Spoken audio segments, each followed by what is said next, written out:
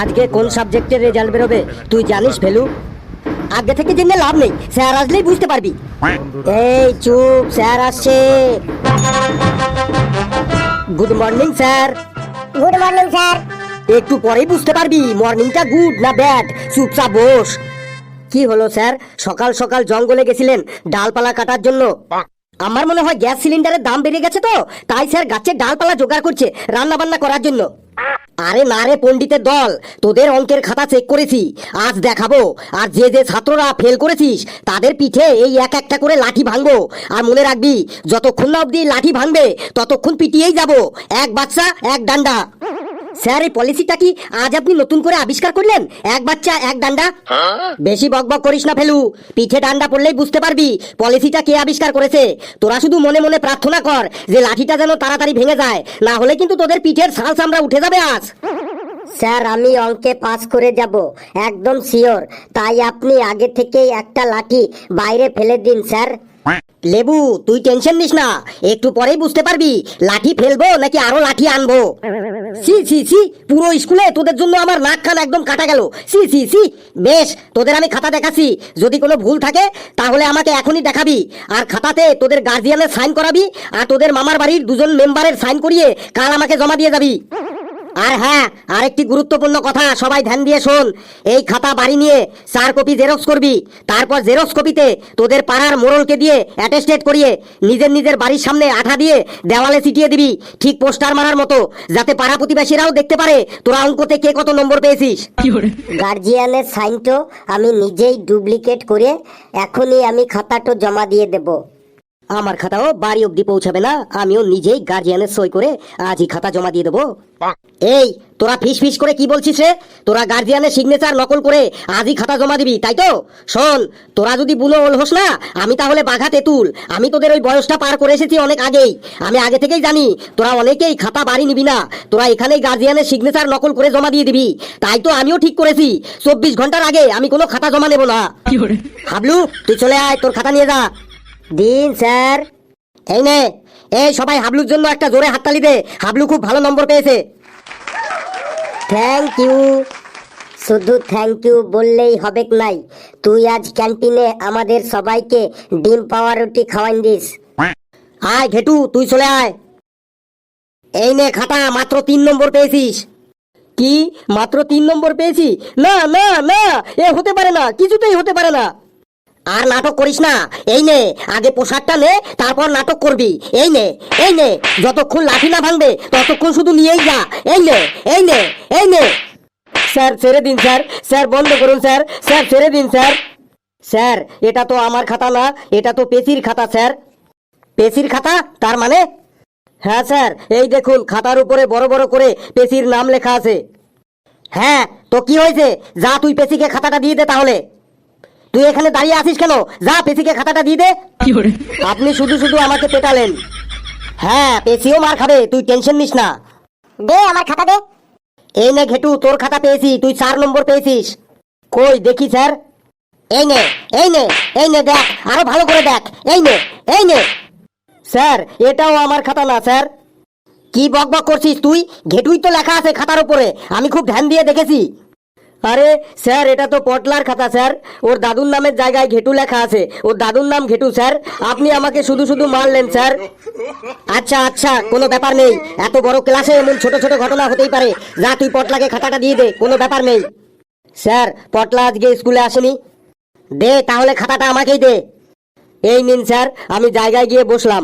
আমার খাতা আসলে ভালো করে আমার নাম পড়ে তারপরে আমাকে ডাকবেন। বিনা কারণে অনেক মার খেয়ে ফেললাম, আমার মাথাটা কেমন যেন ঝনঝন ঝনঝন করছে স্যার। হে প্রভু, এবারের মতো অঙ্কতে আমাকে পাস করিয়ে দাও প্রভু। আগামী অমাবস্যার দিন সারাদিন না খেয়ে থেকে আমি উপোস থাকবো। হে প্রভু, আমাকে শুধু একবার অঙ্কতে পাস করিয়ে দাও প্রভু। কালু রে, এবার তোর পালা, পিঠে বস্তা বেঁধে এসেছিস তো? তুই আমার কথা বলছিস? আমি অঙ্কতে পাস করবই করব, একদম শিওর। শুধু পাসই না, আমি ক্লাসের মধ্যে টপ করব, টপ। তুই টেনশন করিস না। তুই বেশি বক বক করিস না কালু, তোর খাতাটো আমি পরীক্ষার সময় দেখেছি কি লিখেছিস তুই। আমি বক বক করছি না রে লেবু, যদি তোর বিশ্বাস না হয় তাহলে আমাকে খাতা পেন দে, আমি লিখে দিচ্ছি ক্লাসের মধ্যে টপ করব আমি, টপ। এখনই বোঝা যাবে তুই ক্লাসে টপ করবি না ঢপ করবি। কালু বাবা চলে আয় তো। চলে যা কালু, বেস্ট অফ লাক। এই নে তোর খাতা, আর এই নে আমার প্রসাদ। এই নে, এই নে, এই নে, এই নে, বেশি করে নে, এই নে, এই নে। বাহ কালু, দারুণ টপ করলি তো ক্লাসের মধ্যে। একটু অপেক্ষা কর, তুইও বুঝে যাবি। নে আনন্দ কর, বেশি করে আনন্দ কর। ঘেটু তুই চলে আয়, তোর খাতা চলে এসেছে। ভালো করে নামটা পড়ে দেখুন স্যার, ওটা আমার খাতা তো। হ্যাঁ তোরই খাতা, চলে আয় তাড়াতাড়ি। Best of luck ঘেটু bro. এই নে তোর খাতা ধর, 2 নম্বর পেয়েছিস। আর এই নে তার সাথে প্রসাদ নে। এই নে, এই নে, ভালোভাবে নামটা পড়ে দেখুন, তাই তো। এই নে, এই নে, এই নে। স্যার এবার থামুন স্যার, এই নিয়ে 3 বার প্রসাদ খেলাম আপনার কাছে, পেটটা একদম ভরে গেছে স্যার। এবার থামুন স্যার, যা ভাগ এখান থেকে। তুই 2 পেলি কেন ঘেটু?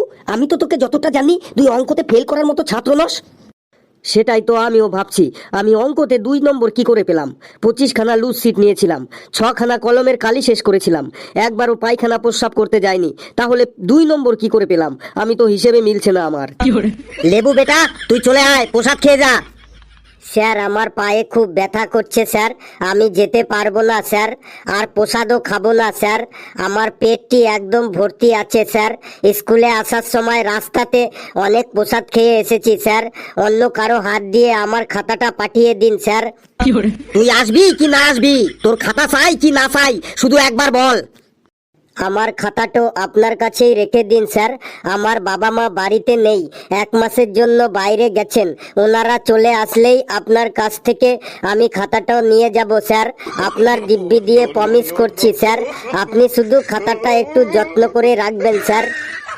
তুই তাহলে ভালো কথায় আসবি না, তাই তো? বেশ, আমি 3 গুনছি, 3 গুনতে গুনতে যদি না আসিস তাহলে আমাদের বাগানের যতগুলো আমের ডাল আছে সব তোর পিঠে ভাঙবো। নে, 1, 2, 2.5, 3.25, লাস্ট, ফাইনাল। দিন স্যার আমার খাতাটা। এই নে তুই 0 পেয়েছিস। এটা হতেই পারে না, ভালো করে আরেকবার নামটা পড়ুন, অন্য কারো খাতা না তো এটা। আমি কি নিরক্ষর? নাম পড়তে পারি না আমি কি অন্ধ? এই নে ভালো করে দেখ, তোর নামই লেখা আছে। সত্যিই তো, এটা আমার খাতাই তো বটে, কিন্তু আমি শুধু 0 পেলাম কেন? কেন? একটা শূন্যতে তোর কি পোষাচ্ছে না? দে তাহলে আরো কয়েকটা 0 দিয়ে দিচ্ছি। সেটা বড় কথা নয় স্যার, আমি তো পাটিগণিতের অঙ্কগুলা ঠিকই করেছিলাম। ঠিক করেছিলি? তাহলে অঙ্কগুলি আমি পড়ে শোনাই সকলকে, তাহলেই বুঝতে পারবি তুই ঠিক করেছিলি কি ভুল করেছিলি। শোনান স্যার দেখি তাহলে কোনটা ভুল করেছি আমি।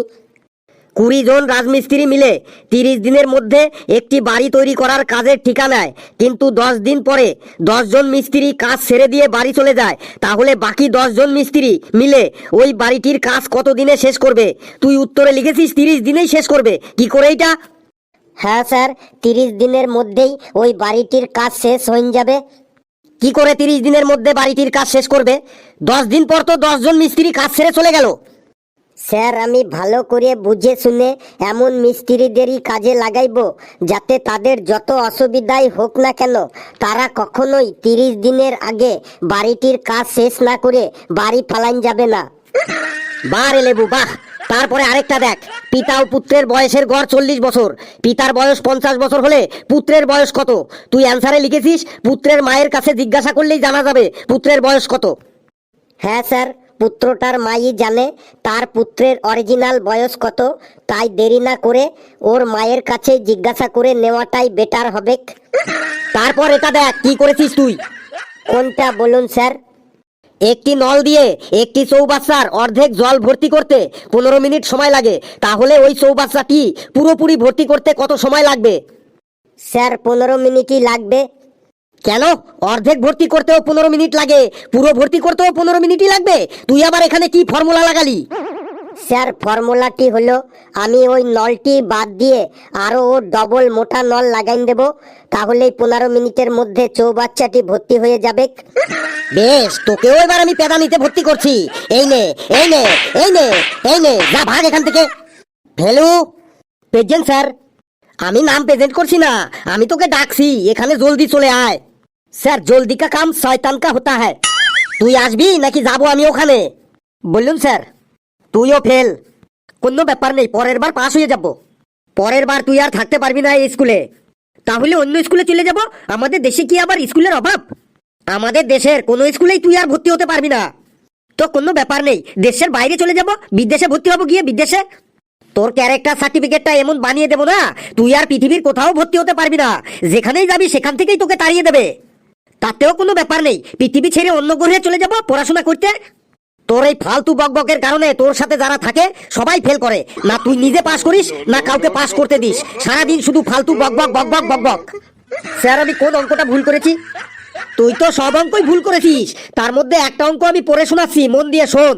অঙ্কটা ছিল 4 বছর আগে চৈত্র সেলের সময় 1000 টাকার একটা জিন্সের প্যান্ট 50% ডিসকাউন্টে 500 টাকায় কিনে তোমার কত টাকা লাভ হয়েছিল?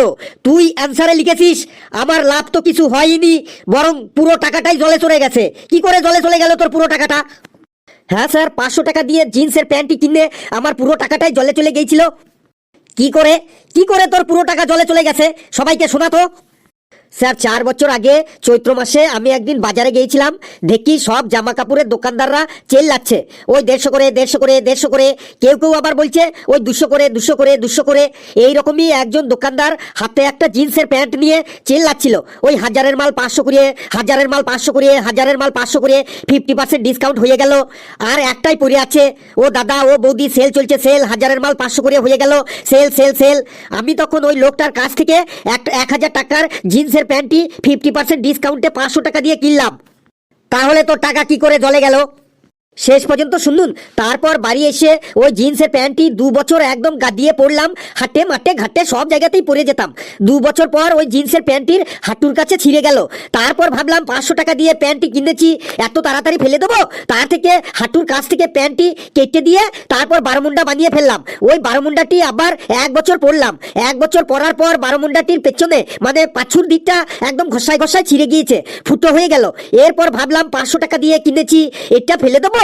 তারপর ওই বারোমুন্ডা কেটে 2টো রুমাল বানালাম, ওই রুমাল দুটি আবার 6 মাস ব্যবহার করলাম। তারপর রুমাল দুটি ফুটো হয়ে গেল। তারপর ভাবলাম 500 টাকা দিয়ে কিনেছিলাম, ফেলে দেবো।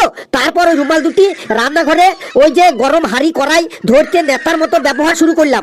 তারপর 6 মাস পরে ওই নেতা দুটিও নষ্ট হয়ে গেল। তারপর ভাবলাম 500 টাকা দিয়ে কিনেছিলাম, ফেলে দেবো।